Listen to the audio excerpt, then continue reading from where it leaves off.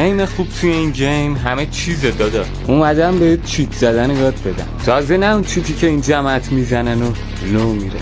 بفرست واسه رفیق شلستت که فقط تو مشق قدم میزنه. چون خودم گوشی پلیرم میدونم اکثرا لگ داره. از این پستو بهتره کنین که پست بعدی رفع لگ رو روی تمام دیوایس‌ها بزنم. خب بریم سراغ آموزش. میای تو بیسیک، ژیروسکوپ رو که آن کردی دوتا پایینش هم آن میکنی.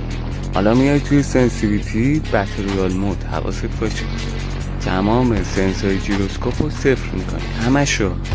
پریویو سنسیویتی هم که اون آخره رو بین 85 تا 110 میذاری. ژیروسکوپ که روشن باشه یه مسیس اضافی بازی بهت میده، برای کلم خیلی واسط کمتر میشه. حالا مهم نیست که سنسش صفر.